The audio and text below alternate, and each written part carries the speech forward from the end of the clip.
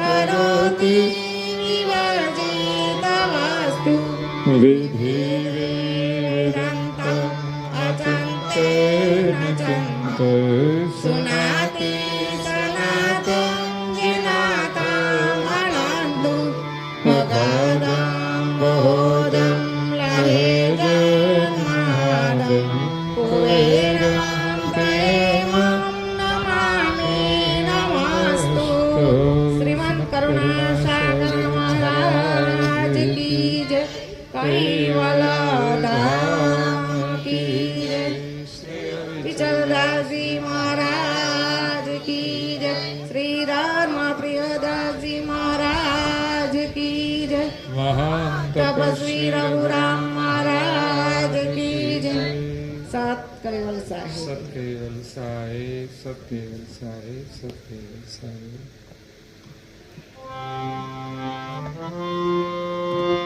ध्रुवयमरीश प्रहलाद नारद भरत विभीषण जय।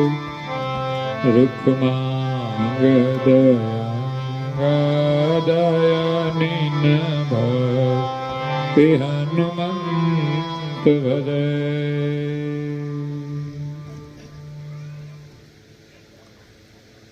प्रेम भक्तजनों, જ્ઞાન સંપ્રદાયના અધ્યસ્થાપક અનંત બ્રહ્માંડાધીશ વિશ્વનિયંતા સકર્તા સતકૈવલના પરમ વિશેષાંશ અનંત અંશોના તારણહાર પરમ મોક્ષના દાતા કૈવલ ધર્મ ધુરંધર महान समर्थ परम श्रेष्ठ परम विभूतिवान परम दयाळु परम कृपा निधि सर्वज्ञ दिव्य परम गुरु श्रीमद करुणा सागर महाराज विश्वभરના મનુષ્ય તનુધારી ચૈતન અંશોને સંબોધીને યથાર્થ જ્ઞાનનો ઉપદેશ આપતા સ્વરચિત જ્ઞાન ભક્તિ વૈરાગ્ય નિરૂપણ ગ્રંથને વિશે ભક્તિનો મહિમા સમજાવતા ભક્તોની ભક્તિનું વર્ણન કરતા કહે છે કે ધ્રુવ અમરીશ પ્રહલાદ નારદ ભરત વિભીષણ જે રૂકમાંગદ અંગદ અનિન ભક્તિ હનુમંત ભજે.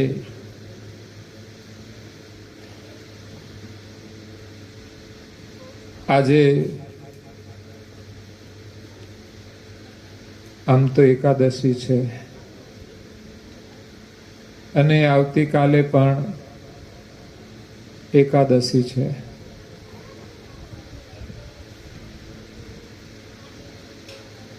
એટલે આજે એકાદશીનો પ્રારંભ છે અને કાલે સમાપન છે. મહાન તપસ્વી રઘુરામ મહારાજ નો જન્મ ફાગણ સુદ એકાદશીના દિવસે થયો હતો અને આજે એકાદશી મહત્વપૂર્ણ છે. આવતીકાલે જેઠ સુદ એકાદશીના દિવસે તપસ્વી રઘુરામ મહારાજ શ્રી નિર્વાણ પદને પામ્યા હતા. આજે દરેક સદગત આત્માઓની પાછળ સત્સંગ પારાયણ કરવામાં આવે છે કે સદગત આત્માને નિર્વાણ ગતિ પ્રાપ્ત થાય. આ સદગત આત્મા ભાગ્યશાળી છે કે એમના પારાયણનો યોગ એકાદશીના દિવસે થયો છે અને પાછી બંને દિવસે એકાદશી છે. આજે પણ એકાદશી અને કાલે પણ એકાદશી છે. એટલે ભક્તિ માર્ગની અંદર એકાદશીનો મહિમા છે. કરુણાસાગર બાપજીએ પૂર્ણિમાનો મહિમા આપ્યો છે. પૂર્ણતાને પામવા માટે પૂર્ણિમાનું વ્રત કરવું અને પૂર્ણ વ્રત કરવું. ઘણીવાર લોકો વ્રત કરતા હોય તો પણ અધૂરા કરતા હોય. વ્રત નિયમ પ્રમાણે થવું જોઈએ. આપણે ત્યાં તો નક્ષત્ર વાર તિથિ અનુસાર દિવસ થતો હોય છે. એવું નહીં કે જે તારીખ આવી એ પ્રમાણે છે. એકાદશી આજે છે ને કાલે છે. કેટલા વાગે શરૂ થાય એનો પણ મહિમા હોય છે ને ક્યારે પૂરી થાય ને કયા મુહૂર્તમાં. આપણે તો મુહૂર્તને પણ માનીએ છીએ. એટલે નિયમપૂર્વક કરવા, કોઈ પણ વ્રત કરવાથી આપણને એનો પૂર્ણ લાભ મળે છે. એમ પૂર્ણિમાનું જે વ્રત છે એ પૂર્ણતાને પ્રાપ્ત કરવા માટે છે. પૂર્ણિમાને દિવસે વિશેષ આપણે ધાર્મિક ક્રિયાઓ કરવાની હોય છે. કદાચ લૌકિક ક્રિયા કરીએ કોઈ વાંધો નથી, પણ માત્ર જરૂરિયાત પૂરતી કરવી જોઈએ. કારણ કે ઘણીવાર સમય પ્રમાણે લોકોને રજા ન મળી શકે. એવા સંજોગોમાં કાર્ય કરવાની ફરજ હોય, પણ એ સિવાયનો જે સમય છે એ સંપૂર્ણ ધાર્મિક ક્રિયામાં પસાર કરવો જોઈએ. દરેક વ્રત આપણને ધાર્મિક પ્રવૃત્તિમાં જોડે છે અને આપણું મન, આપણા વિચાર ધર્મમય બને, આપણું જીવન ધર્મમય બને, એ હેતુથી વ્રત કરવામાં આવે છે. અહીંયા કરુણાસાગર બાપજી જ્ઞાન ભક્તિ વૈરાગ નિરૂપણ ગ્રંથને વિશે આપણને ભક્તિનો બોધ આપે છે. તો જ્ઞાન પણ જરૂરી છે.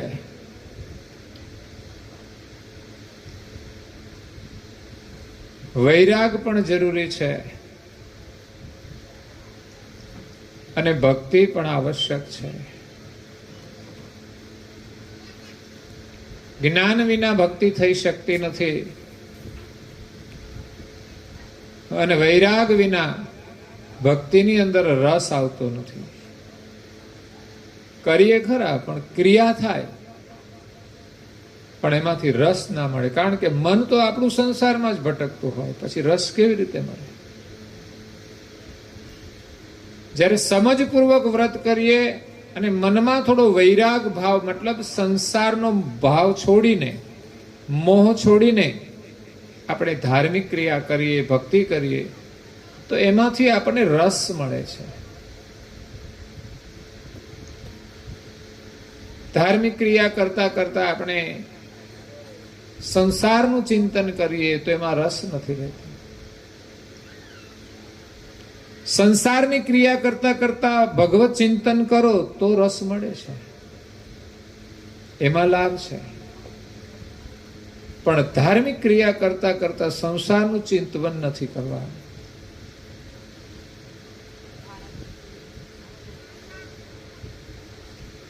આપણને એમ થાય કે ભાઈ સંસારમાં રહીને જો ભગવાનનું નામ લેવાનું હોય તો ભગવાનનું નામ લેતા લેતા સંસારને યાદ કરવામાં શું વાંધો?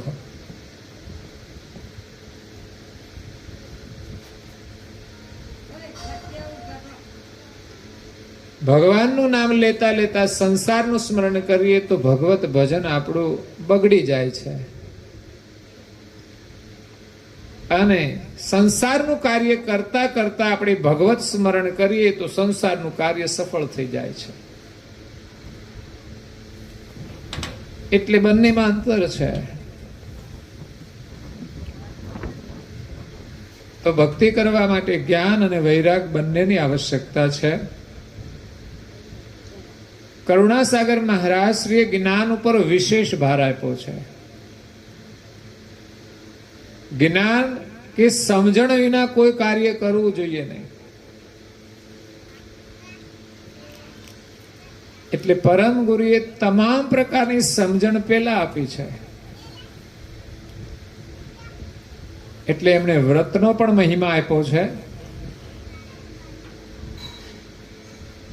અને આગળ જે મહાપુરુષો થઈ ગયા, જેમની ભક્તિ કરી છે, એમની શાખ પણ આપી છે.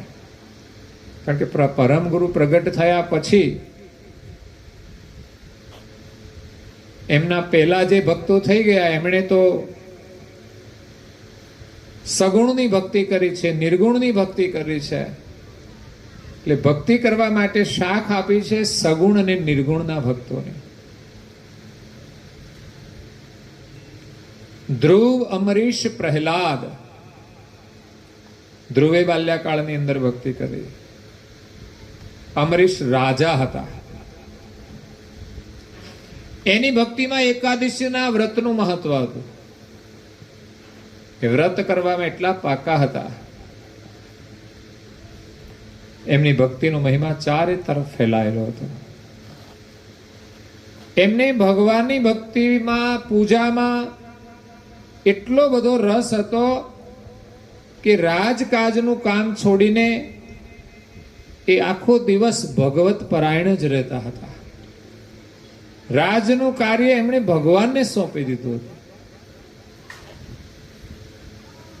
એટલા રસમય થઈ ગયા, એટલો વિશ્વાસ આવી ગયો. નહીં તો એમ થાય રાજાને તો સમય જ ના મળે, અને રાજાને જરૂર નહીં એવું લાગે. કારણ કે કેટલી બધી સગવડ હોય, સુવિધા હોય, સાહેબી હોય, એને ક્યાં ભક્તિ કરવાની જરૂર પડે છે. પણ એવાય રાજાઓ થયા છે કે જેમણે ભક્તિ નથી કરી ને, એને રાજ મળ્યું ને તો સંતોષ નથી થયો. ચારે બાજુથી લઈ લો, આનું લઈ લો, આનું લઈ લો. અને અહીંયા રાજ મળ્યું છે ને એટલામાં એને સમય નથી મળતો, એને સંતોષ છે. અને એ પણ ભગવાનના ભરોસે ચલાવે છે. ભગવાનમાં એની પ્રીતિ થઈ ગઈ ત્યારે એમને ઘણી બધી રાણીઓ હતી, કોઈની સાથે વાત કરવાનો એમની પાસે સમય નહોતો. અને આજે તો સમય હોય તોય વાતો નથી કરતા. મનમેળ ના હોય તો સમય તો હોય પણ વાત ના થાય. પણ આ તો ભગવાનમાં એટલા રસમય બની ગયા કે હવે એને સંસારની વાતોમાં કોઈ રસ નથી રહ્યો. પછી રાણીઓને ખોટું ના લગાડવાનું હોય કે આ રાજા તો અમારી સાથે વાતય નથી કરતા, પણ રાજા જે કરે છે ને એને કરવું જોઈએ.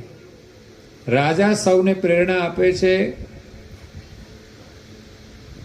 કે બધાએ ભગવત સ્મરણ કરવું જોઈએ. આપણી વ્યક્તિગત મહત્વાકાંક્ષા છોડી કે મને આ બોલાવે ને મારી સાથે આમ કરે ને હું કહું એમ કરે ને, એ બધું ના થાય. એ થાય ત્યાં સુધી સારું, ના થાય ત્યારે દુખી. પણ પરિવારની અંદર બધા જ સભ્યો ભગવત સ્મરણ કરે ને પરિવાર સુખી થાય. બાકી લાખો રૂપિયા કમાઈશું ને તોય સુખી નહીં થઈએ. કંઈક ને કંઈક મુશ્કેલી આવશે.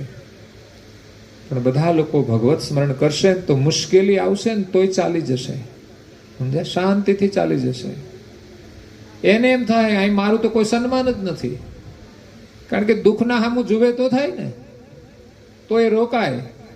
મહેમાન ક્યારે રોકાય? એની હારે વાતચીત કરો, એને આગતા સ્વાગતા કરો. એક ટાઈમ મિષ્ટાન જમાડો ને બીજા ટાઈમે ખીચડી ખાવડાવો એટલે પછી નીકળી જાય. દુઃખ છે ને એને આપણે બહુ યાદ કરીએ છીએ. દુઃખ આવે ને ત્યારે ચારે બાજુ કહીએ મારે આ તકલીફ છે, મારે આ તકલીફ છે. કોઈને ના કહેવાનું. મદદ તો કોઈ કરે નહીં, શું કરવાનું?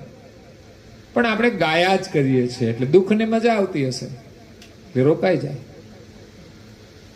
પણ જેને દુઃખના સામે નથી જોયું ને એની પાસે દુઃખ ટક્યું જ નથી. પરિસ્થિતિ ગમે તે હોય, પરિસ્થિતિ દુઃખદ હોય પણ દુઃખ નથી હોતું.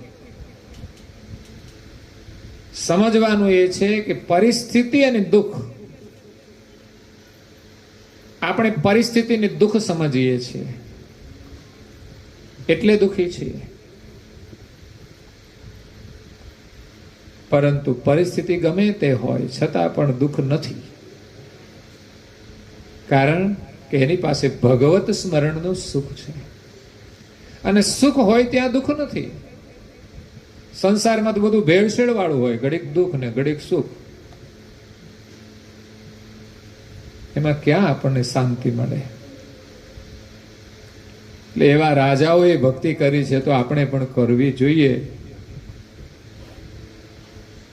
આપણને બધું મળી જાય ને તો પણ સુખ નથી મળતું, પણ સાચું સુખ તો ભક્તિથી જ મળે છે. પણ એકવાર એનો સ્વાદ ચાખવો પડશે, એનો રસ લેવો પડશે. આપણને જો રસ નથી મળ્યો ને ત્યાં સુધી આપણે એને મહત્વ નથી આપતા. સવારે વહેલા ઉઠીને જે ભગવત સ્મરણ કરવું જોઈએ, બધાએ કરવું જોઈએ. પણ કદાચ જેને થોડો રસ મળ્યો છે, જેને શ્રદ્ધા થઈ ગઈ છે, કરે છે, બાકી બધા ફરે છે, કોઈ ઊંઘે છે. સવારમાં પહેલું કામ તો નાહી ધોઈને પૂજા અને પ્રાર્થના કરવાનું હોય, ધ્યાન કરવાનું હોય. 15 મિનિટ અડધો કલાક જે કંઈ આપણો નિયમ હોય પ્રમાણે કરીને પછી આપણું દૈનિક કાર્ય શરૂ કરવું જોઈએ. પણ એનો રસ મળે ને તો થાય. રસ ક્યારે મળે? કે એનો મહિમા સમજી અને નિયમપૂર્વક કરીએ તો રસ મળે છે. ધંધામાં લાભ ક્યારે મળે? એક દિવસમાં મળે? નિયમિત કેટલા સમય સુધી ધંધો કરીએ ત્યારે એમાં સફળતા મળે.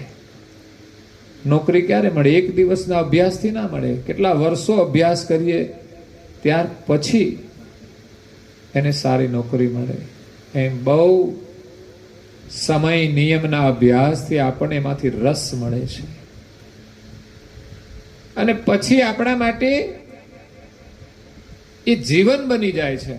પછી આપણા માટે નિયમ નથી રહેતો, પણ આ તો મારું જીવન જ છે, મારે આવી રીતે જ જીવવું જોઈએ, મારે આ જ કરવું જોઈએ.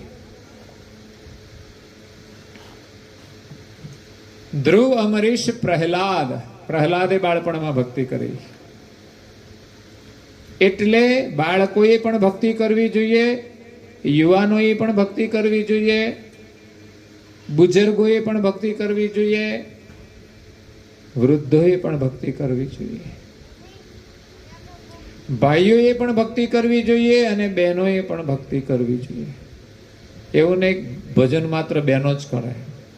આપણે ત્યાં વિભાગ પાડ્યા છે ને, બહેનો ભજન કીર્તન કરે ને ભાઈઓ નવરા હોય તો પણ શું કરે? વાતો, ભોંજગઢ કે છે લોકો.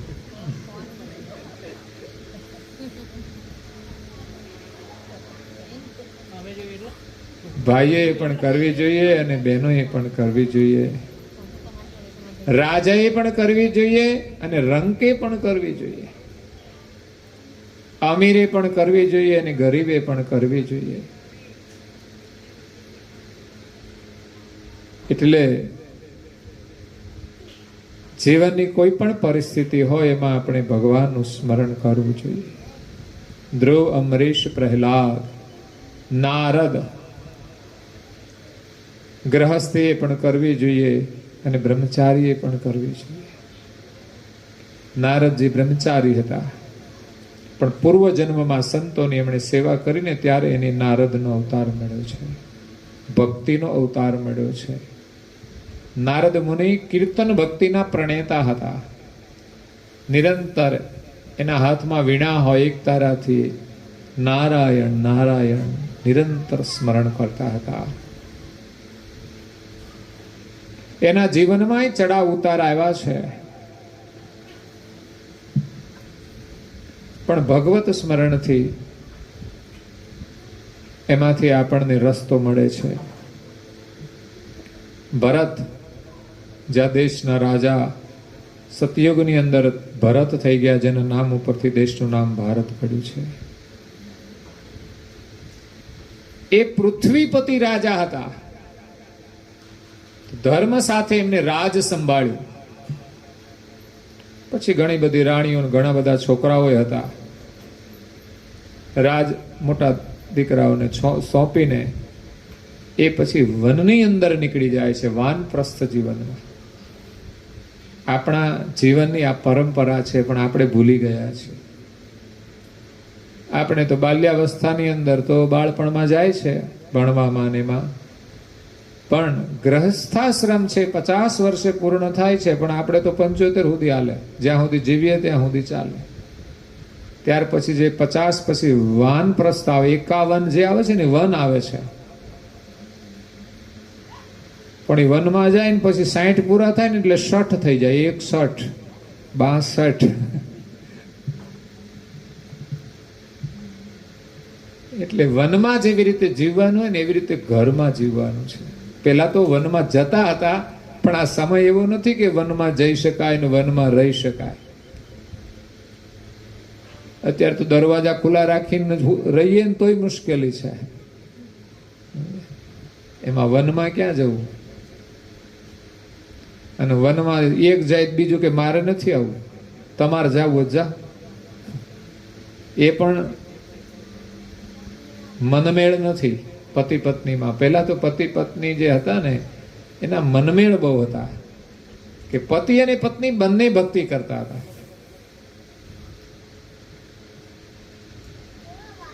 અને કોઈ વ્યસન તો હતું જ નહીં. અને અત્યારે તો વ્યસનમાં મસ્ત થઈ ગયા છે, વ્યસ્ત થઈ ગયા છે, એટલે ભક્તિ કરવાનો સમય મળતો નથી. આજે લોકોને કુદરતના બનાવેલા ફળ નથી ભાવતા, ગાયો ભેંસોનું દૂધ નથી ભાવતું, અને કંપની વાળાની બનાવેલી પડીકીઓ જ વધારે ભાવે છે. અને ઓલું આવ્યું છે ને પીવાનું, એ બહુ ચાલ્યું છે, જીવનને બરબાદ કરે છે. પીવા જેવું દૂધ છે, પણ શું કરે લોકો? ગાયો રાખે, દૂધ દોવે, અને બહેનો અમારી દૂધ દઈ આવે ડેરીમાં, એમાંથી જે પૈસા આવે ઘરમાં, ભાઈઓ એના શરબત લઈ આવીને પી જાય. ઘરમાં પૈસા ના આવે ધમાલ કરે, લાવ પૈસા લાવ. એ ક્યાંથી લાવે? ન પીવાનું લોકો પીવે છે, એમાં ક્યાં ભક્તિ કરે? ન ખાવાનું ખાય છે. આ એકાદશીનું વ્રત છે ને એ જ આપણને શિક્ષા આપે છે કે શું ખાવું જોઈએ.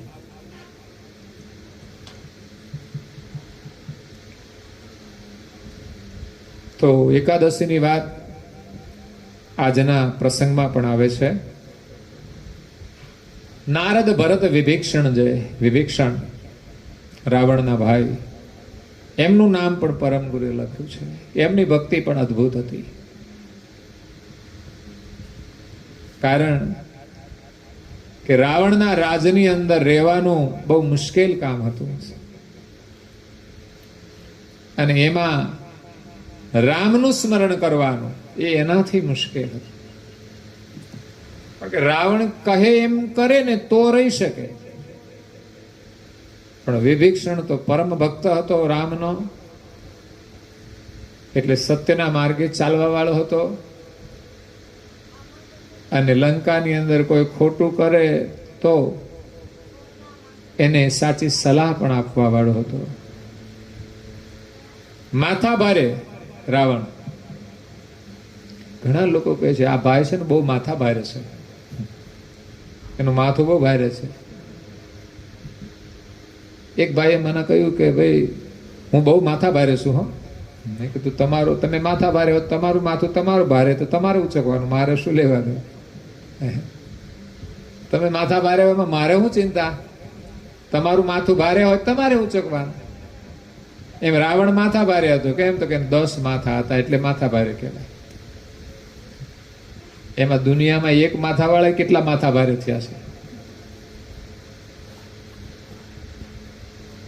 ઘરમાં 10 લોકો રહેતા હોય ને એને દુખી કરી દે, માથા ભારે કહેવાય. એક માણસ બધાને દુખી કરે. એટલે એ માથા ભારે માણસના રાજ્યની અંદર રહેવું એ મુશ્કેલ કામ હતું. અને એ નગરમાં રહીને ભગવત સ્મરણ કરવું એથી મુશ્કેલ હતું. છતાં પણ જેમણે કર્યું છે વિભીષણ, એમની ભક્તિ પણ અદ્ભુત હતી. રૂકમાંગદ આજના વિષયની અંદર આગળના જે ભક્તોની કથાઓ છે મેં આગળના પારાયણમાં કરેલી છે. આજે જે રૂકમાંગદ છે એક રાજા હતા. એમનું નામ પરમ ગુરુએ અહીંયા ભક્તિના સંબંધમાં લખ્યું છે કે આ સંસારની અંદર જેણે જેણે અનન્ય ભક્તિ કરી એ ભવપાર થઈ ગયા. એમાં ધ્રુવ, અમરીશ, પ્રહલાદ, નારદ, ભરત, વિભીષણ અને રાજા રૂકમાંગદનું નામ આવે છે. કદાચ આપણે તો પહેલી વાર સાંભળ્યું છે. એ રૂકમાંગદ રાજા અયોધ્યાની અંદર થઈ ગયા. સતયુગમાં રામચંદ્રજી તો ત્રેતામાં આવ્યા, પણ સતયુગની અંદર રૂકમાંગદ નામે એક રાજા થઈ ગયા. સતયુગની અંદર કઈ એકાદશી કે એવા કોઈ વ્રત હતા જ નહીં. સતયુગની અંદર વિશેષ લોકો યોગ કરતા, જ્ઞાન, ધ્યાન, એનો જ મહિમા હતો.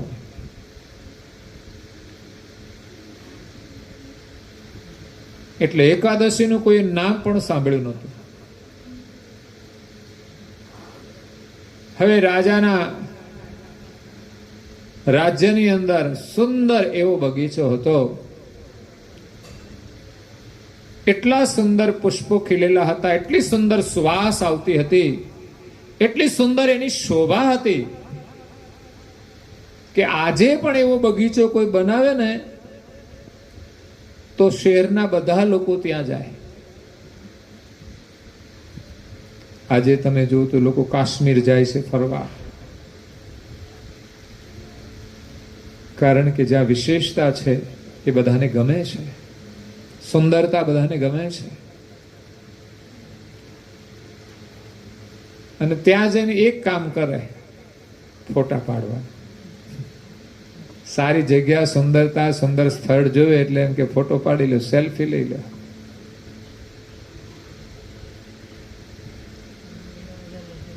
અત્યારે સેલ્ફીનો મહિમા વધારે છે. પેલા તો કેમેરા વાળો આવતો ત્યારે ફોટા પડતા, અને ક્યારેક ક્યારેક લાવતા, લગ્નમાં લાવતા, બાકી તો કોઈ લાવતા જ નહીં. એ લગ્નના ફોટા હાંચવી રાખે ને જોયા કરે. અને આજે તો પ્રસંગે પ્રસંગના ફોટા સેલ્ફી લઈ લે ને મોબાઈલ દ્વારા પાડી દે. કેટલો વિકાસ થયો છે, કેટલો આધુનિક યુગ આવ્યો છે. ભગવાને કેવી અદ્ભુત દુનિયા બનાવી છે. પણ જેમ જેમ માણસ વિકાસશીલ બનતો જાય છે એમ ભગવાનને ભૂલતો જાય છે. આટલી બધી ટેકનોલોજીમાં ભગવાન ક્યાં યાદ આવે? એને તો એમ જ લાગે કે આ બધી ટેકનોલોજી તો માણસ જ લાવ્યો છે.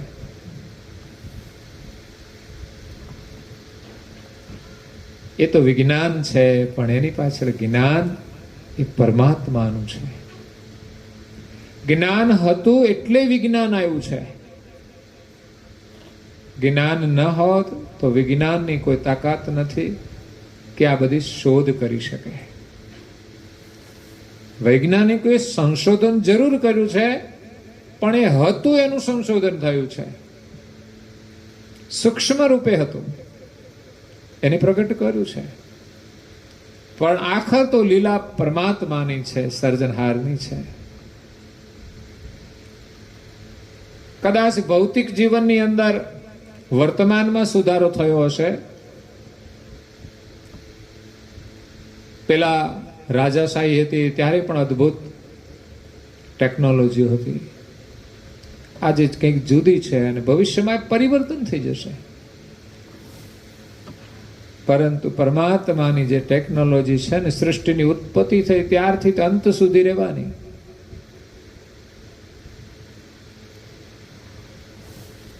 કરી તો જુઓ કોઈ, કરી તો જુઓ મારા વાલા, ન જેવું કોઈ, કરી તો જુઓ.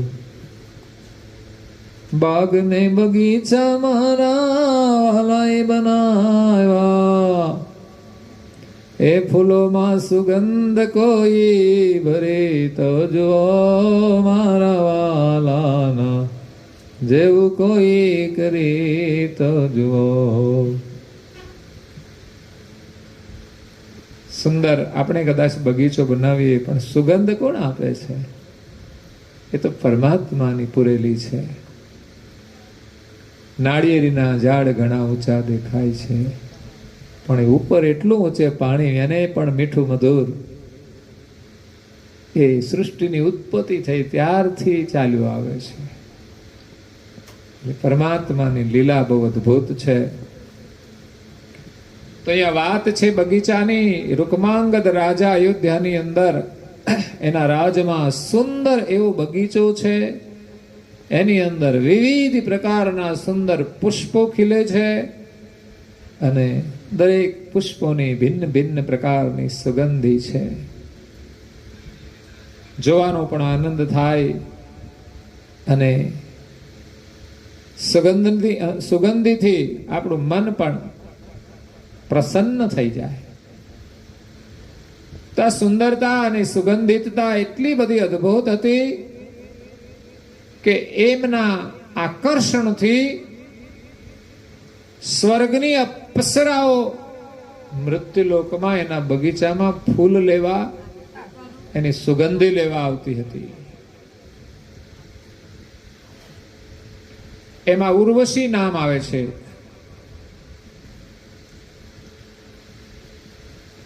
મેનકા છે, રંભા છે અને ઉર્વશી નામ આવે છે. એ ઉર્વશી નામની અપ્સરા રોજ વહેલા આપણે હોતા હોય ને ત્યાં આવી જાય. એ માણા જાગે ને ત્યાં નીકળી જાય.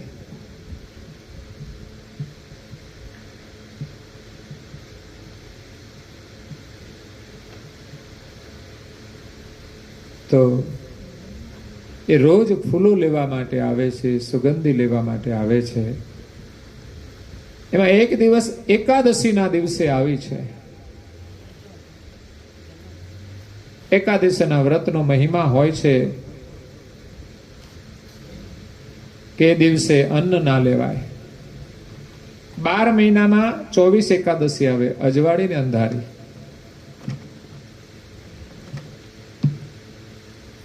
એમાં 24 એકાદશીમાં આવતીકાલની જે એકાદશી છે એ નિર્જળા એકાદશી છે. એકાદશીનું વિશેષ મહત્વ છે અને આપણા માટે તો રઘુરામ મહારાજની નિર્વાણ તિથિ છે, એ રીતે પણ એનો મહિમા અધિક છે. પરંતુ પહેલાથી જે પરંપરા ચાલી આવે છે એમાં એકાદશીનું મહત્વ છે. એક કથા એવી પણ છે પુરાણોની અંદર, અલગ અલગ પુરાણોમાં, કે એક પ્રભુ એટલે વિષ્ણુ, એમણે એક કન્યાને પ્રગટ કરી આદ્ય શક્તિ દ્વારા, અને કન્યાએ એક મૂર નામના દૈત્યને મારી નાખ્યો. અને દેવીઓનું કામ જ એ હતું.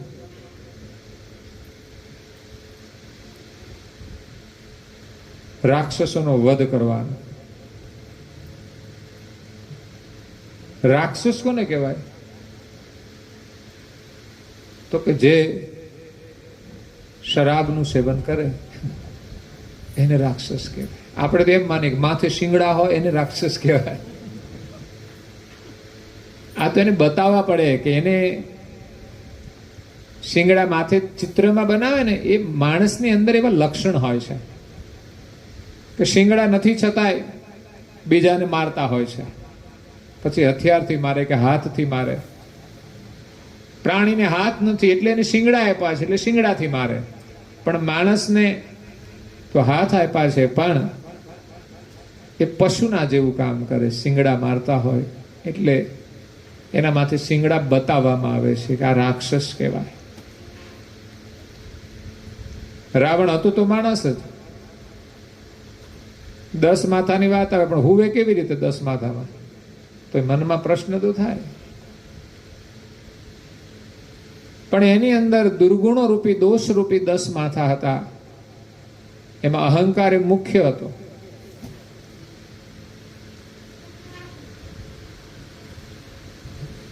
એમ એકાદશીનું જે વ્રત હતું એમાં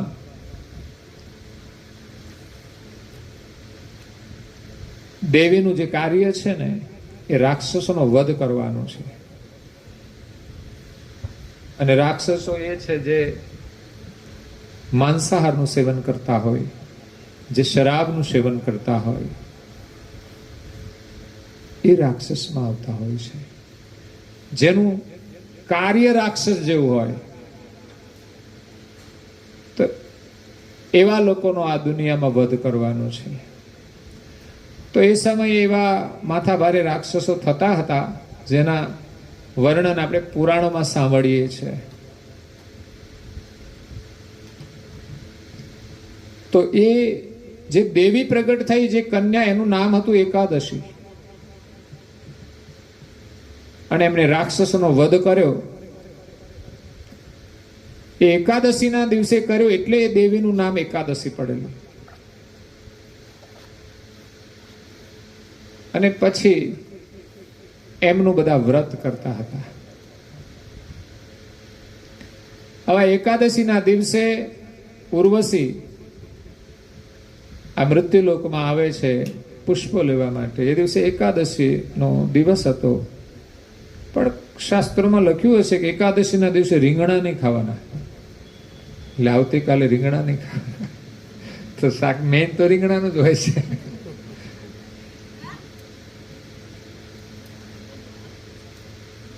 જે પ્રકારનો નિયમ હોય પ્રમાણે કોઈ મીઠું ના ખાય એવું પણ હોય છે, કોઈ કંઈ ના ખાય. તો એમ કહેવાય છે કે એ દિવસે સુરાપાન, માંસ આદિ તો ના જ ખાવાનું હોય. આ બધું ન ખાય એના માટે જ આ વ્રતો છે. જો એકાદશીના દિવસે એમ કહેવાય કે રીંગણા ના ખવાય, તો પછી એને એમ વિશ્વાસ આવે કે ના, જીવનમાં સુરાપાન ને માંસ પણ ખાવું જોઈએ નહીં. તો મૂળા ના ખવાય. તો એમાં દેવીને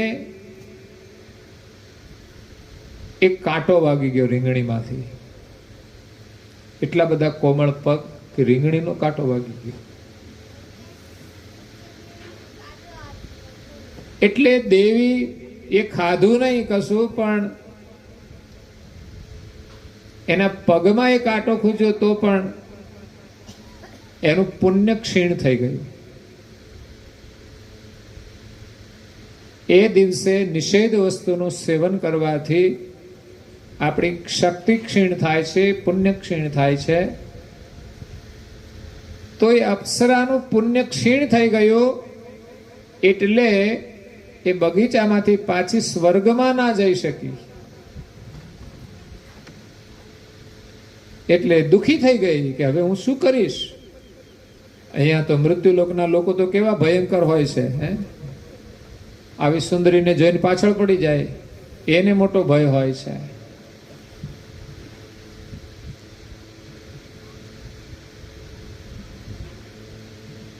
તો અજવાળું તો થયું. સવારે માળી બગીચામાં આવ્યો, ત્યાં તો સુંદરી ત્યાં છે.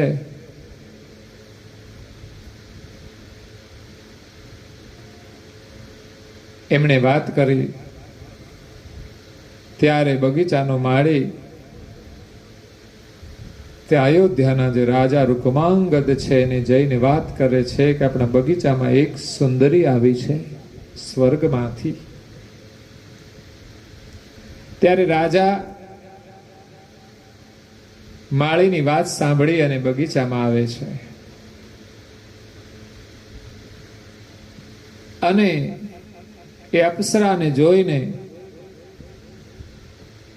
ખુશ થઈ જાય છે. અપ્સરાની સેવામાં એમની બધી જ વ્યવસ્થા કરે છે. રાજા પાસે જે કંઈ સગવડ હતી એ બધી જ સગવડ એમના માટે કરી. છતાં પણ એ અપ્સરા રાજકુમારી એ દુખી છે, એને અહીં ગમતું નથી, એ ચિંતામાં છે. ત્યારે રાજાએ કહ્યું કે તમને સુખી કરવાનો ઉપાય શું છે? ત્યારે અપ્સરાએ કહ્યું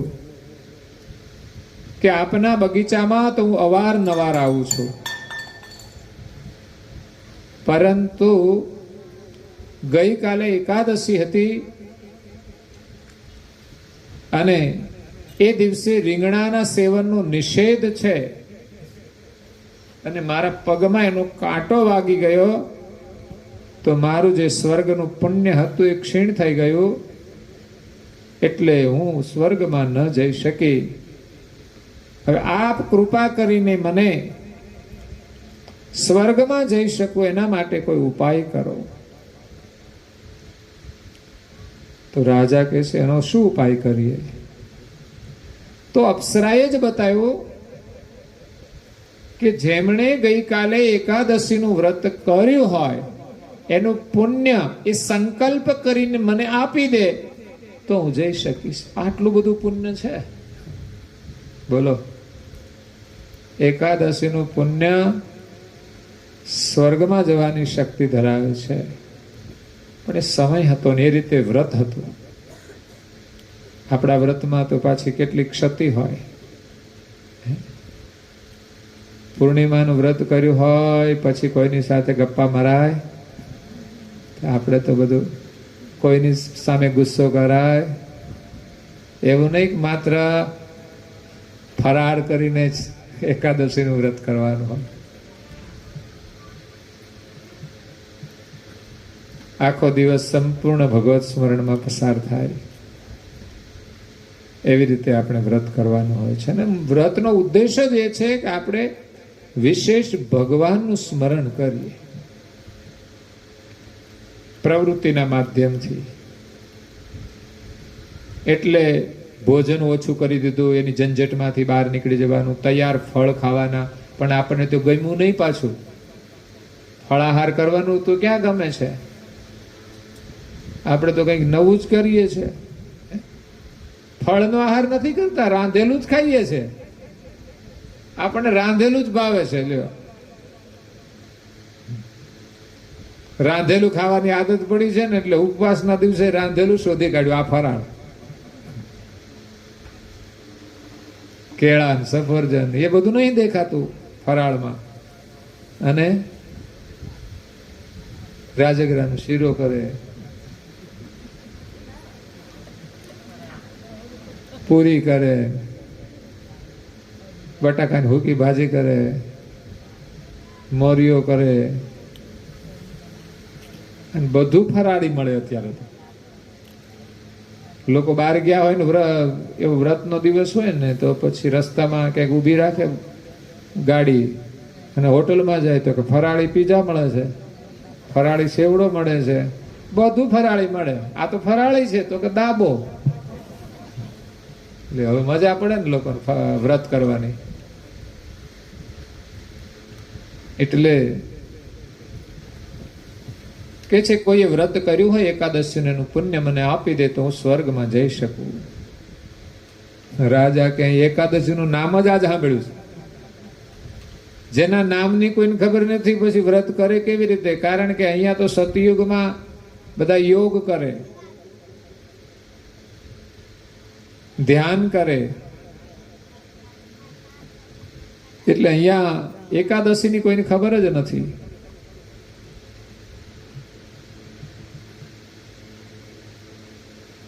તો અપ્સરાએ કહ્યું કે કદાચ ગઈકાલે એકાદશી હતી ને કોઈએ અન્ન ન લીધું હોય અને ભૂખ્યા વ્યક્તિ હોય એ પણ એમનો સંકલ્પ કરીને એનું ફળ મને આપી દેશે તો પણ હું સ્વર્ગમાં જઈ શકીશ. અને એવી રીતે જો હું સ્વર્ગમાં જઈશ તો હંમેશા આપની આભારી થઈ અને તમારા ગુણગાન ગાઈશ. કારણ કે સ્વર્ગમાંથી આવેલી વ્યક્તિ અહીં ફસાઈ જાય, પછી અહીંથી જવાનો પાછો રસ્તો બતાવી દે, એટલી મદદ કરી દે, તો સ્વાભાવિક છે કે લોકો એને યાદ કરે. કોઈ વ્યક્તિ અજાણ્યા વિસ્તારમાં ફસાઈ જાય અને એ વિસ્તારમાં જ કોઈ વ્યક્તિ એમને મદદ કરે તો હંમેશા એનો યાદ કરે. એટલે અપ્સરાએ કીધું તમે મને મદદ કરશો તો હું હંમેશા તમારા ગુણગાન ગાઈશ, તમને યાદ કરીશ. ત્યારે રાજાએ પોતાના નગરની અંદર જાહેરાત કરી, ઢોલ પીટાયો કે જેમણે પણ અન્ન ન ખાધું હોય એ રાજ દરબારની અંદર આવે, એને ઇનામ આપવામાં આવશે. આ સાંભળીને નગરની અંદર એક વાણિયો હતો, એની એક નોકરાણી હતી. વાણિયાએ કારણ વગર આ નોકરાણીને મેથી પાક આપેલો, બનાવેલો નહીં હો. કારણ કે મેથી પાક તો આપણે બધા જાણીએ, ઓળખીએ.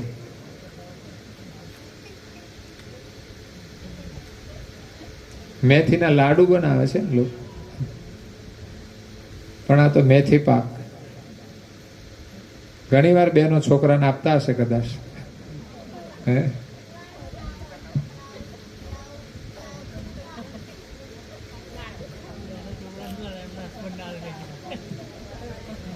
તો એને કારણ વગર વાણિયાએ એમની એક નોકરાણીને મારેલી. કારણ કે ઘણા શેઠ એવા માથાભારે હતા ને, તો નોકરોને પીટતા હતા. ઘણી વાર મેં જોયું છે કે લોકોના હાથમાં ખંજવાળ બહુ આવે, એટલે મોટા લોકો સામે તો કંઈ કરી શકે નહીં, એટલે ગુસ્સો નાના ઉપર ઉતારે. ઘરમાં કોઈની યારે ઝઘડો થાય ત્યાં એમનું કશું ચાલે નહીં, એટલે પછી નાના માણસો જે કામ કરતા હોય ને એના ઉપર ગુસ્સો ઉતારે. એટલે અહીંયા એક નોકરાણી હતી જેમને વાણિયાએ મારી, એટલે એ દુઃખની લાગણીમાં એમણે આખો દિવસ ખાધું જ નહીં. અને આવું થતું હતું પહેલા, લોકો એકબીજાને મારતા હતા ને, હે ભાઈઓ ઘણીવાર બહેનોને મારતા હતા.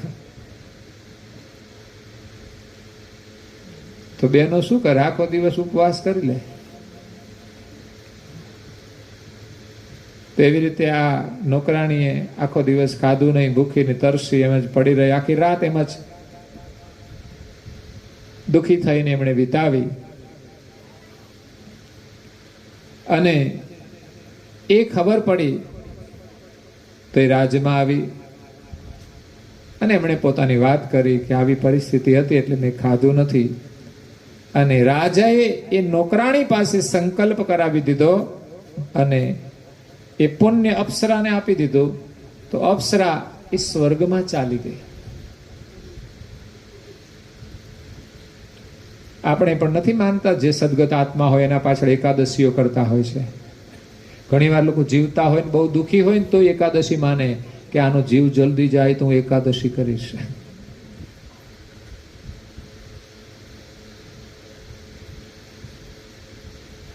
એટલે એકાદશીનું મહત્વ તમારા મનોરથ સિદ્ધ થાય,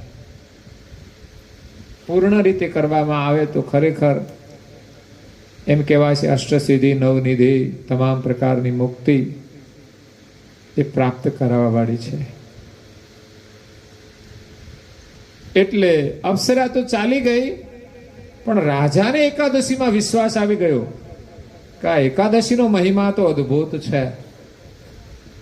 અનાયાસે એક નોકરાણીએ ઉપવાસ કર્યો, એનું પુણ્ય આપ્યું, તો પણ અપ્સરા સ્વર્ગમાં ચાલી ગઈ. એટલે મહત્વ ઉપવાસનું છે.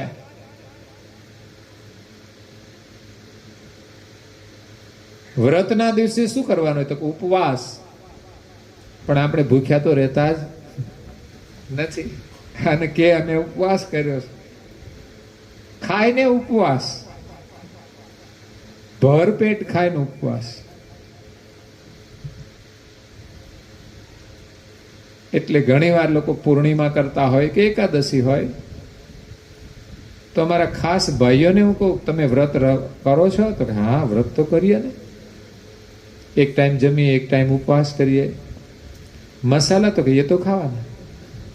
તો મેં કીધું તમારો ઉપવાસ જ ના કહેવાય. ઉપવાસના દિવસે પહેલા તો તમારે આ વસ્તુ છોડવી જોઈએ. જેમાં લખ્યું ને રીંગણા ના ખવાય, મૂળા ના ખવાય, એમ ઉપવાસના દિવસે મસાલા ખવાય નહીં. નહીં તો તમારો ઉપવાસ શુદ્ધ નથી.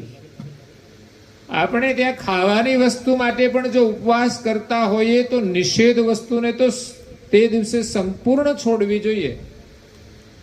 અને એમ કરતા કરતા એને કાયમને માટે છોડવાનું છે. અને સામાન્ય વ્રત કરીએ એમાં ઉપવાસ કરવાનો મહિમા છે કે આપણું સ્વાસ્થ્ય સારું રહે. કારણ કે આપણે કોઠી ખાલી જ નથી થવા દેતા. હજુ તો અંદર પચ્યું ના હોય ત્યાં તો નાખ્યા જ કરતા હોઈએ છે. એટલે ઘણા થ્રેસર મશીન આવે ને એની અંદર જે પાક આપણે બધો કૂચો કાઢવાનો હોય ને એ નાખવાનો, એમાં બહુ જાજુ ભરી દો ને તો દબાઈ જાય. એમ આપણે બધું ભર્યા કરીએ ને અંદર ખાવાનું, એટલે અંદર બધું દબાઈ જાય, એટલે પેટ ખરાબ થઈ જાય. એટલે પેટને સ્વસ્થ કરવા માટે 15 દિવસમાં એક ઉપવાસ અનિવાર્ય છે. વધારે થાય તો સપ્તાહમાં પણ લોકો કરતા હોય છે. ઘણા લોકો ગુરુવાર કરે, કોઈ વળી શનિવાર કરે, કોઈ વળી મંગળવાર કરે, કોઈ વળી સોમવાર કરે, કોઈ વળી શુક્રવાર કરે, કોઈ વળી રવિવાર કરે. તો અઠવાડિયામાં પણ એક ઉપવાસ કરવો ઉત્તમ છે. જરૂરથી વધારે ઉપવાસ માણસને મુશ્કેલી પણ ઊભી કરતા હોય છે, જરૂરિયાતથી વધારે. ઘણા તો અઠવાડિયામાં 4 દિવસ રહેતા હોય. એટલે ઉપવાસના દિવસે આપણે ઓછું ખાઈએ તો લાભ છે, ન ખાઈએ તો પણ લાભ છે. કારણ કે માણસ જ્યારે બીમાર પડે ને ત્યારે પહેલી અસર થાય એના ભોજન ઉપર. એને ખાવું ભાવતું નથી. એટલે બીમારી એમ કે છે કે તમે થોડો ઉપવાસ કરો ને તો અડધી બીમારી તો એમ જ દૂર થઈ જશે. કારણ કે એના લઈને જ મુશ્કેલીઓ ઊભી થાય છે. એટલે ના છૂટકે માણસ બીમાર પડે ત્યારે એને ઉપવાસ થઈ જ જાય છે. ઓટોમેટિક ખાવું નથી ભાવતું. એમ સારી પરિસ્થિતિમાં આપણે ઉપવાસ કરતા રહીએ તો આપણું પેટ સ્વસ્થ રહે, આપણું આરોગ્ય સારું રહે. ઉપવાસ કરીએ ત્યારે આપણે અમુક વસ્તુ ખાતા નથી. પણ એ જ દિવસે સારું સારું ક્યાંય જોવા મળે તો એમ થાય કે આજે તો આપણે ઉપવાસ છે, આપણાથી નહીં ખવાય. મન આપણું પલળી જાય ને, મનમાં જો પાણી આવી જાય ને જીભ ઉપર, તો સમજવાનું કે ઉપવાસમાં કોઈ ક્ષતિ આવી ગઈ. એ ભાવ પણ ના આવે, એનું નામ શુદ્ધ ઉપવાસ. પરંતુ આપણે નથી ખાતા તો એ પણ સંયમ છે.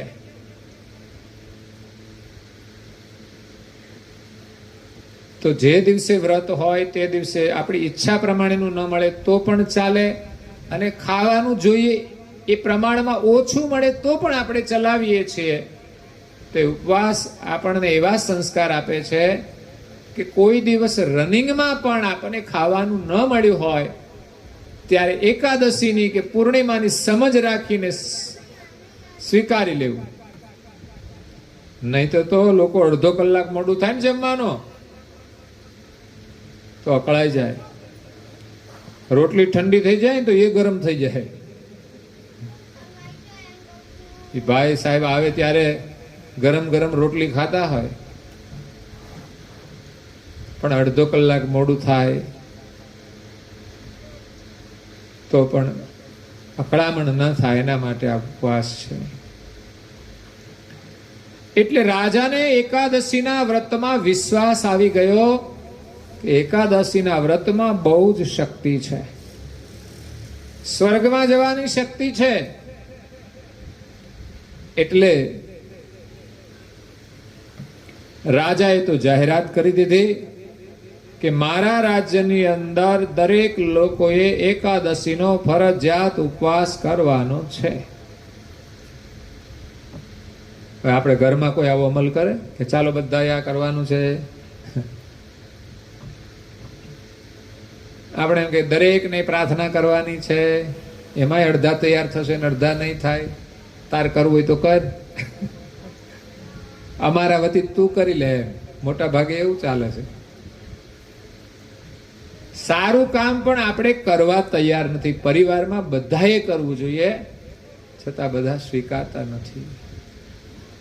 અને ન કરવાનું કામ લોકો કરે છે, મુશ્કેલીઓનું કારણ છે. એટલે રાજાએ બધાને હુકમ આપી દીધો અને ન કરે તો સજા પણ ફરમાવી દીધી. એટલે બધા જ લોકો વ્રત કરવા લાગ્યા અને જેનું મૃત્યુ થાય ને સીધા વૈકુંઠમાં. એટલે યમપુરીમાં કોઈ જતું જ નથી. યમરાજા હાવ નવરા થઈ ગયા, કઈ કોઈ આવતું જ નથી. અને વૈકુંઠમાં ભરાવો થઈ ગયો. આ રીતે આ જે રૂકમાંગદ રાજા હતા એમની એકાદશીમાં શ્રદ્ધા હતી અને એમની જે પ્રજા છે એના હિત માટે એમણે બધાના માટે એકાદશી ફરજિયાત કરી. અને એકાદશી કરવાથી દરેકને પાછું વૈકુંઠ મળે. મુશ્કેલી ઉપર સર્જાય, અનબેલેન્સ થઈ ગયું કે બધા લોકો એક બાજુ જાય છે ને એક બાજુ ખાલી થઈ ગયું. ત્યાં યમરાજા મૂક્યા હોય એને પણ કઈ કામકાજ તો જોઈએ ને. એટલે યમરાજા જાય છે બ્રહ્માજી પાસે કે અહીંયા અમારે ત્યાં કોઈ આવતું જ નથી. આ બધું એક તરફી થઈ ગયું, કઈક બેલેન્સ કરો, નહીં તો આ બધું બંધ થાય પછી કોઈ જાહે નહીં નીચે. ને વાત એ સાચી છે. એટલે બ્રહ્માજીએ એક સુંદર મોહિની પ્રગટ કરી, જેનું સ્વરૂપ ભલા ભલાને મોહિત કરી દે. અને એને કહેવામાં આવ્યું કે તારે આ રૂકમાંગદ રાજાને મોહિત કરવાના છે અને એનું એકાદશીનું વ્રત ખંડિત કરવાનું છે. કારણ કે એમણે જ આ બધાને જોડ્યા છે અને એના થકી જ આ બધા એક બાજુ જતા રહ્યા છે. તો આ બાજુ રાજા એક નિષ્ઠાથી એકાદશીનું વ્રત કરે છે. એ રાજાની એક રાણી છે, એનું નામ છે સંધ્યાવલી. એ પણ સતી સાધ્વી સ્ત્રી હતી, પતિવ્રતા સ્ત્રી હતી, પતિના પગલે પગલે ચાલવા વાળી, પતિની સેવા કરવા વાળી.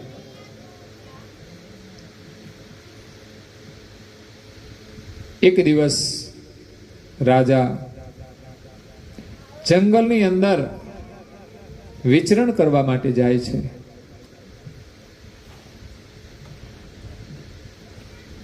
સુંદર વૃક્ષો છે, વનરાજી છે, અદ્ભુત દ્રશ્ય છે. રાજા ત્યાં ધ્યાનમગ્ન થઈ ગયા છે. બીજી બાજુ બ્રહ્માજીએ પ્રગટ કરેલી મોહિની સુંદર સ્વરૂપ લઈ અને એ જ વિસ્તારની અંદર આવીને સુંદર મધુર ગાન કરે છે. આ બાજુ ધ્યાન થાય છે, બીજી બાજુ ગાન થાય છે. ધ્યાન લાગી જાય ને પછી કોઈ ગાન સંભળાતું નથી, પણ ગાનની તાકાત હોય ને તો ધ્યાનને પણ ભંગ કરી દે છે. આ બંનેનું આક્રમણ છે. એ મોહિનીના ગાને મધુર ગાન. અત્યારે કોઈનો કંઠ બહુ જ મધુર હોય અને એ સારું ગાતા હોય તો આપણને સાંભળવું બહુ ગમે છે, મધુરતા છે. મધુરતા અને સુંદરતા બધાને પ્રિય લાગે છે, પણ આ બધું જ બનાવનાર પરમાત્મા છે એ તો બધાનાથી મધુર અને સુંદર છે. પણ મુશ્કેલી એ છે કે આપણે એની જ સુંદરતાની અંદર અને મધુરતાની અંદર ખોવાઈ જઈએ છીએ અને એને ભૂલી જઈએ છીએ. જ્યારે મુશ્કેલી આવે ત્યારે ભગવાન યાદ આવે છે, અને સુખ આવે ત્યારે ટાઈમ મળતો નથી. એટલે એ મધુર ગાનની અંદર એ રાજાનું ધ્યાન ભંગ થાય છે, અને નેત્રો જ્યારે ખોલે છે ત્યારે એની સુંદરતા જોઈને રાજા એમાં મોહિત થઈ જાય છે. આ સ્વાભાવિક છે. નર્તકીનું જે સૌંદર્ય છે એ સ્વાભાવિક પુરુષોને આકર્ષિત કરે છે. એકવાર દેવર્ષિ નારદજી આકાશ માર્ગે ગમન કરતા હતા. ત્યાં રસ્તામાં આ અપ્સરા ઉર્વશી એ મળી ગઈ એમને. એટલે ઉર્વશી નારદ મુનિથી મોહિત થઈ ગઈ. આમાં કઈ એનામાં જ મોહિત થાય એવું થોડું છે, કોઈનામાં પણ મોહિત થઈ જાય. ત્યારે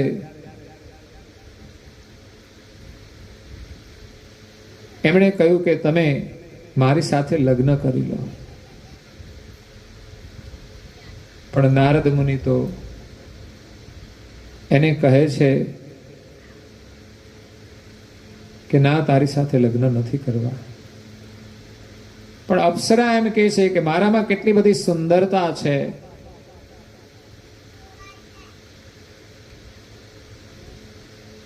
પણ નારદ મુનિ કહે છે કે ભાઈ આ સુંદરતા તો બહારની છે, અંદર તો શરીરની અંદર તો શું છે?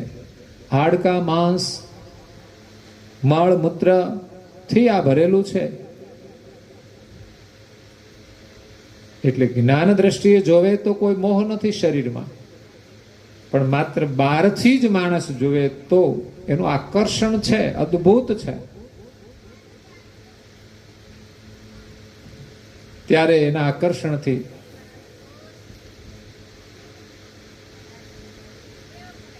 મોટા મોટા રાજાઓ પણ પ્રભાવિત થઈ જાય છે. નારદ મુનિ એ મુનિ હતા. એમણે કહ્યું કે તારા શરીરમાં તો શું આજ ભરેલું છે, પણ અપ્સરા કહે છે હું તો દેવી છું. અમારા શરીર એવા ના હોય, અમારા શરીરમાં તો શ્વાસ નીકળતી હોય, કારણ કે એને કોઈ પરસો વળે જ નહીં. સ્વર્ગમાં ગરમી જ ના થાય તો અહીં તકલીફ છે બધી. સ્વર્ગમાં તો કેટલી બધી ફેસિલિટી હોય, એટલે સુગંધી જ નીકળે. પણ તોય નારદ મુનિ એનાથી પ્રભાવિત ન થયા. અહીંયા મોહિનીના મોહથી રૂકમાંગદ રાજા પ્રભાવિત થઈ ગયા, અને રાજાએ પ્રસ્તાવ મૂક્યો કે તમે મારી સાથે લગ્ન કરો. તો મોહિની એટલા માટે તો આવી હતી, રાજાને ત્યાં આવવા માટે જ. તો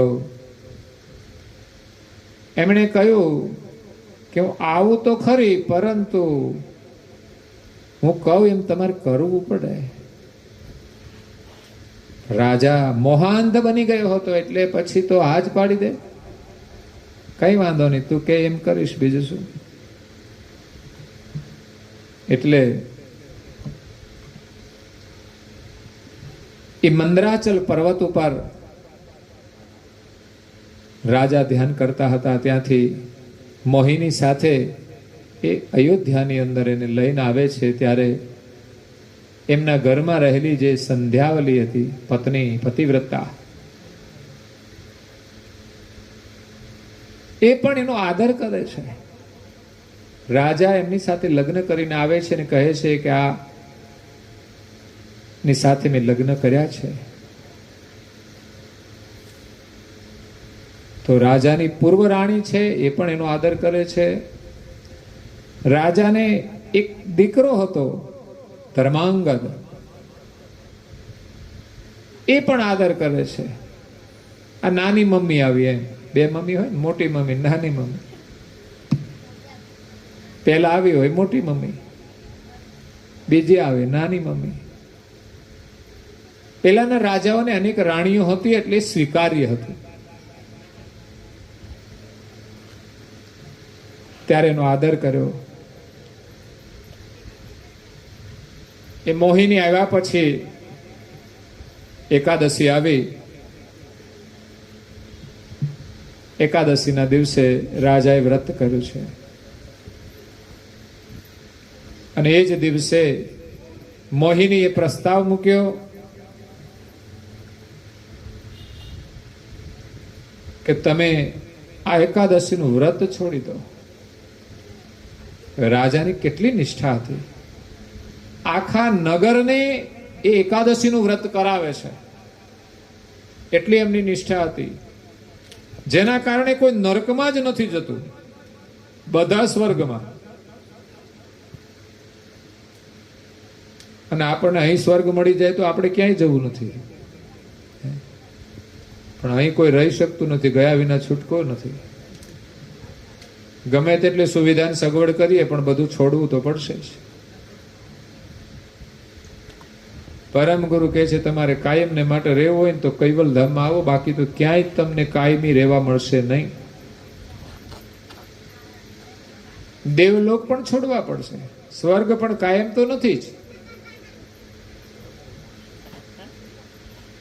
પણ એટલું ખરું ત્યાંના વિઝા મળે છે.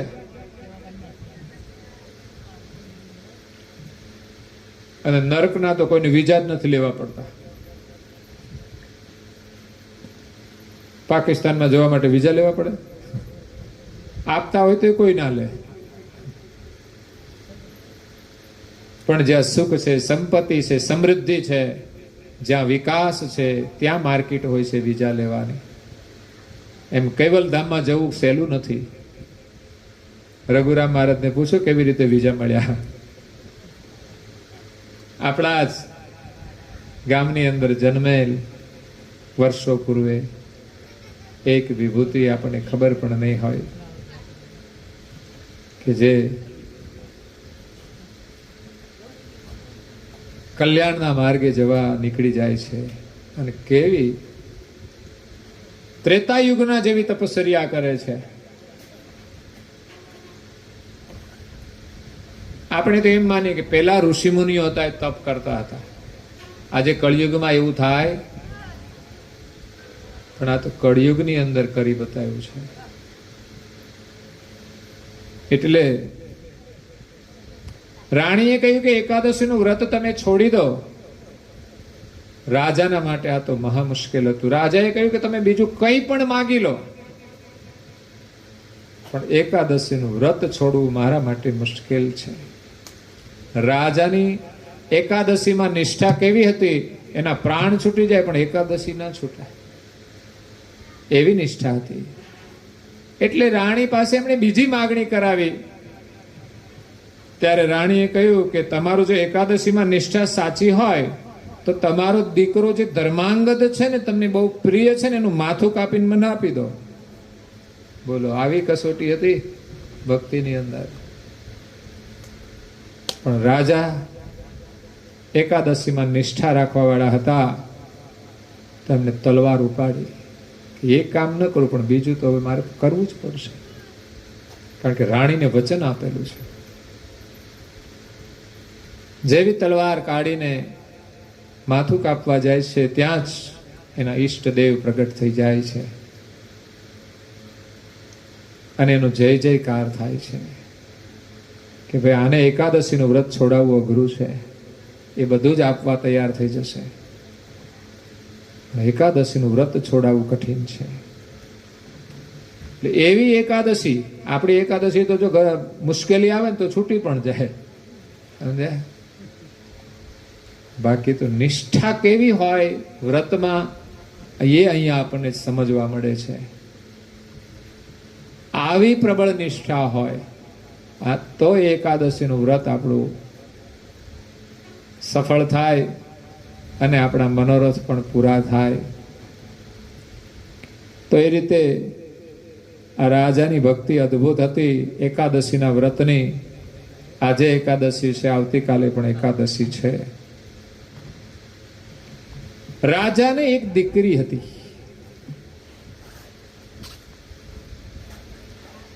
રાજા રૂકમાંગત એકાદશીનું વ્રત કરતા હતા.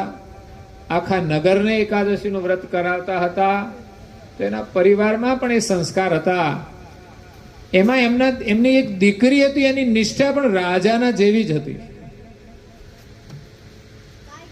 બહુ ટૂંકો પ્રસંગ છે. એ દીકરીના લગ્ન થયા પછી એ 11 કરવા માટે આવી. પાછી આપણે તો 11 કરવા જાય ને, બહેનો મળવા જતા હતા, 11 કરવા ગયા છે. હવે તો ગમે ત્યારે નીકળી જાય, કારણ કે ગામમાં રહેતા હોય એટલે. તો એકાદશી કરવા માટે પિતાને ત્યાં આવી છે. કારણ કે પિતાને ત્યાં એકાદશીનું જે વાતાવરણ હતું ને એ મહોત્સવ જેવું હતું, ઉત્સવ જેવું હતું. અને ઘરમાં આવા વ્રત થતા હોય ને એ જ સાચો ઉત્સવ છે. ઉત્સાહ, વ્રતનો એક ઉત્સાહ હોય છે, એનું નામ ઉત્સવ છે. બાકી લગ્નમાં લોકો કેટલા રૂપિયા બગાડે ત્યારે માંડ એ ઉત્સાહ આવે, અને 2 દિવસમાં તો પાછું ઉડી જાય, કારણ કે પછી તો બધા પેમેન્ટ કરવાના હોય ને. અને અહીંયા તો તમારે વગર પૈસે વ્રત કરવાનો ઉત્સાહ પ્રગટ કરવાનો. તો આ દીકરી આવી છે, એમણે એકાદશીનું વ્રત કર્યું. અને એમનો ઘરવાળો હતો ને એ દશમના દિવસે ભૂખ્યો હતો, અને એકાદશીના દિવસે સાસરીમાં આવ્યો ભૂખ્યો. હવે ઘરે કોઈ હશે નહીં બીજું કામ કરવા વાળું, ખવડાવવા વાળું, એટલે સાસરીમાં આવી ગયો. અહીંયા તો એકાદશી હતી, બધાને વ્રત હતું, એ કોઈ પૂછ્યું નહીં ખાવાનું. અને આજે તો એકાદશી છે, પણ પેલાને ભૂખ લાગેલી બરાબર. તેમણે જોયું તો કોઈ મને કે પૂછતું નથી. પછી એમની જે પત્ની હતી, જે રાજાની દીકરી હતી, એમને કહ્યું મને કંઈ ખાવાનું આપ. પણ દીકરી કે આજે એકાદશી રજા, આજે દયા નહીં ભૂખ્યા ઉપર. તો કે મને બહુ જ ભૂખ લાગી છે, હું જો જમવાનું નહીં મળે તો મરી જઈશ. રાજાની છોકરી શું કહે છે ખબર છે? એમની પત્ની, ઓહો, તો કે સારું કહેવાય ને, આજે એકાદશીનો દિવસ ઉત્તમ, અને એ દિવસે જવાનું થાય તો હારામાં સારું, ભગવાનના ધામમાં મોક્ષ થઈ જાય. આવું કહેવાય કોઈ ઘરવાળાને? એ આપણી એકાદશી કરી નાખે, આપણો મોક્ષ કરી દે. તો એમણે જમવાનું ન આપ્યું. ખરેખર પરિસ્થિતિ એવી થઈ કે ભૂખના કારણે એમના પતિના પ્રાણ ચાલ્યા ગયા. તો એમની પત્ની ખુશ થાય છે કે મારા ઘરવાળા એકાદશીના દિવસે વૈકુંઠમાં ગયા, કારણ કે એકાદશી કરે એનું ફળ વૈકુંઠમાં જવાનું. તો એ ખાલી એમને મોકલીને રાજી નથી થઈ, પણ એ રાજાની દીકરી એમણે પણ એમના પતિના પાછળ પોતાના પ્રાણ છોડી, અને એ પણ એ જ દિવસે એકાદશીના દિવસે પ્રાણ છોડીને નીકળી ગઈ. તો એની એકાદશીની નિષ્ઠા હતી. એટલે વ્રતની નિષ્ઠા મહત્વની છે. અનેક રાજાઓ થયા, અનેક લોકો થયા, અને આજે પણ ઘણા બધા સરસ વ્રત કરતા હોય છે. સમય પ્રમાણે વ્રત કરે છે, ઘણું સારું છે. કારણ કે 80% લોકો વ્રત કરી જ નથી શકતા. અમારાથી ભૂખ્યું ના રહેવાય. અહીં નથી રહેતા, પણ પછી શું થશે? ખાવાનું નહીં મળે તો અહીં કોઈને ખવડાવ્યું હશે ને તો વાંધો નહીં આવે, નહીં તો એ મળશે નહીં. એટલે ભૂખ્યા રહેવાનો અભ્યાસ કરવો જ જોઈએ. કદાચ પુણ્ય મળે કે ના મળે, પણ ભૂખ્યા રહેવાનો અભ્યાસ કોઈ દિવસ મળે ન મળે, ઓછું મળે, તો એ દિવસે આપણને દુઃખ ન થાય. કારણ કે જીવનમાં કેવી પણ પરિસ્થિતિ આવે, આ કોરોના આવ્યો ત્યારે કેવી મુશ્કેલી હતી, એમ ભવિષ્યમાં આના જેવા બીજા પણ રોગો આવવાની સંભાવનાઓ છે જ. એટલે ભૂખ્યા રહેવું મહત્વનું છે. એમ કહેવાય છે લાલ બહાદુર શાસ્ત્રીએ ઉપવાસ કરવાનું કહેલું, કે એક ટાઈમ બધાએ જમવું. કેમ? તો કે આપણા દેશમાં અનાજની કમી આવી ગઈ હતી. તો એ પરિસ્થિતિ સામે લડવા માટે કે આપણે 2 ટાઈમ ખાઈએ છીએ, એક ટાઈમ ખાશું તો અડધું જ જોઈશે ને. કદાચ 50%ની જગ્યાએ 60% તમે ખાશો તો એટલું અન્ન બચશે, તો આપણી જે દુષ્કાળની પરિસ્થિતિ છે એની સામે આપણે લડી શકીશું. એમ ઉપવાસ આપણને ઘણો બધો લાભ આપે છે. અને વિશેષ કરીને ઉપવાસનું આધ્યાત્મિક મહત્વ ભજન છે. ઉપવાસને સાધના સાથે જોડવામાં આવ્યું છે કે આપણું મન શુદ્ધ થાય, મન સ્થિર થાય અને શરીર પણ સ્વસ્થ રહે, તો આપણે ભગવાનનું સ્મરણ કરી શકીએ. અને જે કોઈ વ્રત નાનકડું હોય પણ એમાં નિષ્ઠા મહત્વની છે, કે આપણે વ્રત ચૂકીએ નહીં અને શુદ્ધ ભાવથી વ્રત કરીએ. તો કોઈ પણ વ્રત કરવાનું હોય તો આપણે નિષ્ઠાથી કરીશું. કોઈ પણ નિયમ પાળવાનો હોય તો એ નિષ્ઠા આપણને મદદરૂપ થશે. તો આપણો સમય થાય છે. ભક્તિની ઘણી બધી વાતો છે. આવતીકાલે સવારે વિશેષ સત્સંગનો લાભ લઈશું, ભક્તિનો મહિમા ગાઈશું. અત્યારે અહીંયા કથાને વિરામ આપીએ છીએ. અસ્તુ સત્કૈવલ સાહી. બીજા સભ્ય બોલાવજો, કોઈ જે આવડે પુસ્તિકામાં જોઈને. અહીં ના આપણે આવડે એ તો બધા બોલે જ છે, કાયમ બોલતા હોય. આજે લાભ તમારે લેવાનો છે ને તમારે શ્રદ્ધાંજલિ અર્પણ કરવાની છે. આ પૂર્ણિમાના વ્રત, એકાદશીના વ્રત જેવું છે કામ. કેવલ કરતા કી જય. કૃષ્ણ સ્વામી મહારાજ કી જય. પરમ ગુરુ શ્રીમદ કરુણાસાગર મહારાજ કી જય. પૂજ્ય શ્રી નારાયણદાસજી મહારાજ કી જય. શ્રી સબ કુબેરાચાર્ય મહારાજ કી જય. જય. શ્રી સબ સંતન કી જય. શ્રી સબ દેવન કી જય. જય. શ્રી જ્ઞાન સંપ્રદાય કી જય. જય. શ્રી ગુરુ ગાદી સારસાપુરી કી જય. જય. શ્રી કૈવલ ધામ કી જય. મહાન તપસ્વી રઘુરામ મહારાજ કી જય. મહારાજ કી જય. કથા સત્સંગ પૂર્ણાવતી કા સત્કેવલ સાહેબ. 3 વાર પગે લાગવાનું છે. સત્કેવલ સાહેબ.